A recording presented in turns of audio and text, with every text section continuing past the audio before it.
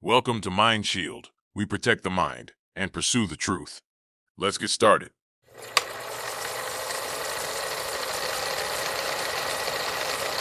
What happens when harm is real but leaves no visible wound?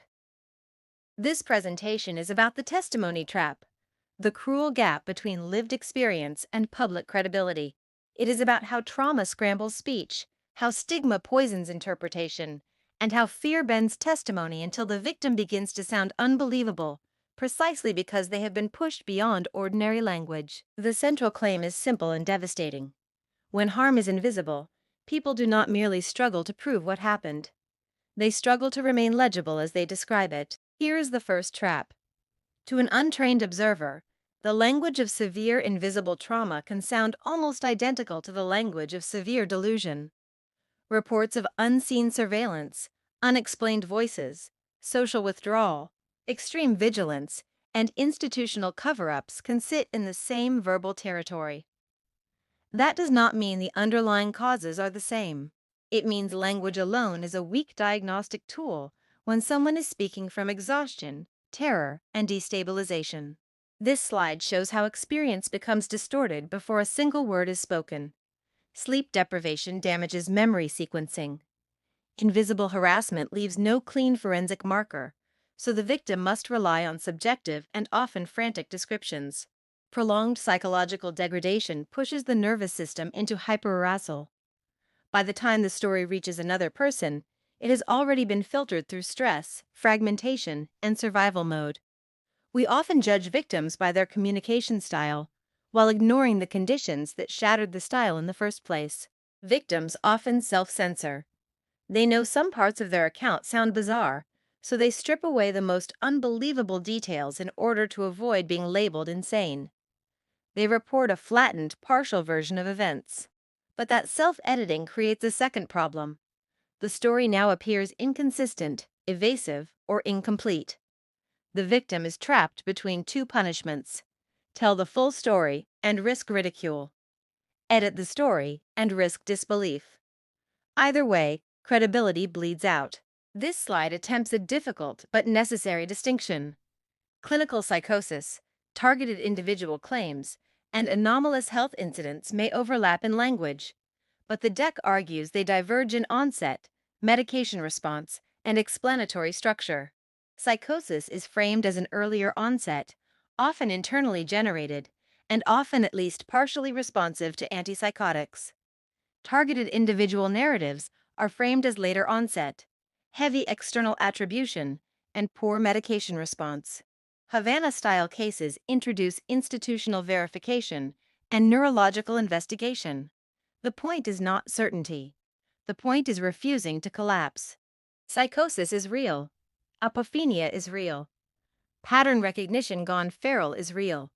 The brain can impose threat, intention, and signal onto noise. That reality must remain on the table. But this slide also warns against weaponizing that truth as a universal solvent. Once a clinician or institution decides that bizarre equals psychiatric, every future detail gets absorbed into that frame. Diagnosis becomes gravity, and gravity makes all evidence fall in one direction. This slide shifts from individual pathology to social dynamics. It argues that when formal institutions fail to provide validation, people migrate toward narratives that can hold their suffering. Online communities become meaning-making systems. Terms like gangstalking or V2K give shape to chaos. Community offers relief, but also reinforcement. The result can be a self-sealing ecosystem, where the absence of institutional support becomes evidence of conspiracy, and the presence of peer validation deepens commitment to the framework. Then the conversation changes. When diplomats, intelligence personnel, and military-linked populations report strange directional sounds, cognitive fog, vertigo, and acute neurological symptoms, the institutional response becomes very different. Suddenly, there are investigations, scientific panels, national security language, and elite concern. This slide uses anomalous health incidents as the benchmark case that forces a public admission. Some bizarre-sounding testimony is not fantasy. Some of it belongs to the category of poorly understood, but externally investigated harm. This may be the moral center of the deck. A civilian reports invisible energy, an unexplained sound, or a technological intrusion, and the system reaches for psychiatry. A diplomat says the same thing, and the system reaches for medicine, intelligence, and state resources. Same genre of report, different status of the speaker. That means credibility is not being assigned by evidence alone. It is being filtered through class, rank, institutional proximity, and who society has already decided is worth believing. Now the deck introduces one proposed mechanism, the Frey effect. Pulsed radio frequency energy, under certain conditions, can create auditory sensations perceived inside the head. The slide traces the sequence from transmitter to pulsed wave, to thermoelastic expansion, to acoustic shock wave, to cochlear perception. This matters because it breaks a cultural reflex. Hearing a sound with no visible external source is not automatically proof of madness. Sometimes the body itself becomes the medium of the phenomenon. The home is supposed to be the last border of sanity. If a person cannot secure their bedroom, their phone, their private routines, or even the felt boundary of their own body, then psychological collapse becomes understandable. This slide frames high-tech harassment and no-touch intrusion as an attack not only on comfort, but on sanctuary itself. Once the sanctuary is gone, the nervous system stops differentiating between day and night, safe and unsafe, inside and outside. That is how hyperarousal becomes permanent. This slide is about decomposition through disbelief. Connection becomes fragmentation. Fragmentation becomes isolation.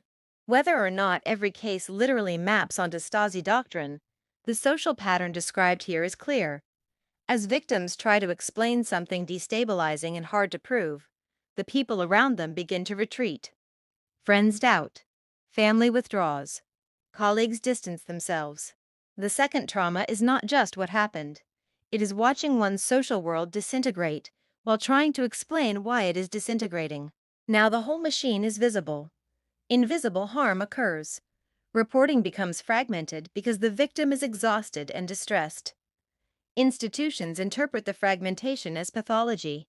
Dismissal increases desperation. Desperation becomes confirmation of bias.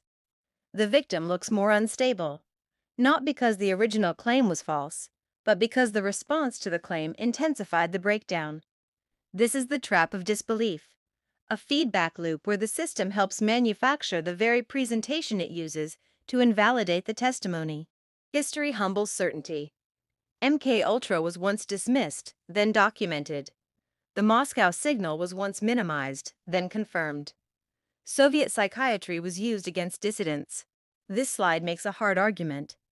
Institutions have a long history of calling something delusional right up until the archives open. That does not mean every extraordinary claim is true. It means disbelief should never be treated as method. Once psychiatry becomes a disposal mechanism for unexplained phenomena, both truth and justice get buried together. The closing move is not blind belief. It is disciplined compassion. The current trap says, your account sounds impossible, so your suffering must be a delusion. The trauma-informed response says, your distress is real, and we will investigate what is investigable without demanding that you surrender your reality just to receive support. Broken testimony often reflects broken circumstances. Real rigor means listening past the noise of trauma, stigma, and fear to find whatever signal of truth is actually there.